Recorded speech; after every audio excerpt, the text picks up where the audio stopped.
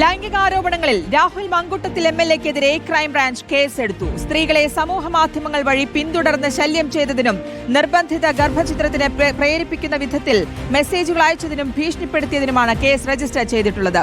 Crime branch Thiruvananthapuram range DYSP C ബിനുകുമാറിനാണ് അന്വേഷണ ചുമതല.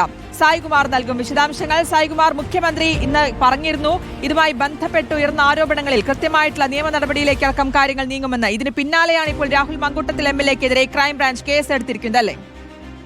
തീർച്ചയായും ശ്രുതി, സർക്കാരിന്റെ നിലപാട് ഈ വിഷയത്തിൽ മുഖ്യമന്ത്രിയുടെ വാക്കുകളിലൂടെ പുറത്തുവന്ന ഉടൻ തന്നെ പോലീസ് അതിന്റെ നടപടികളുമായി മുന്നോട്ട് പോയി എന്നാണ് നമ്മൾ മനസ്സിലാക്കുന്നത്.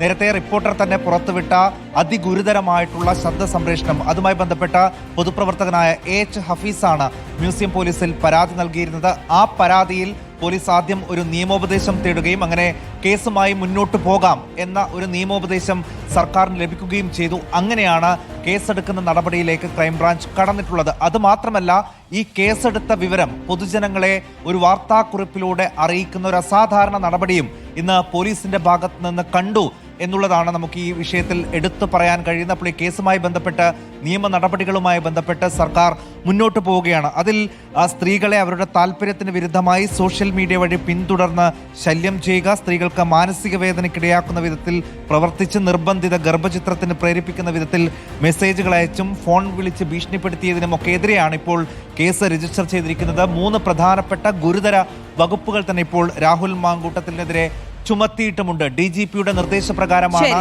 ഇങ്ങനെയൊരു നടപടി എടുത്തത് എന്നും ഈ വാർത്താക്കുറിപ്പിലൂടെ പോലീസ് അറിയിക്കുകയാണ്. വ്യക്തമാണ്. സായികുമാറാണ് വിശദാംശങ്ങൾ നൽകിയത്.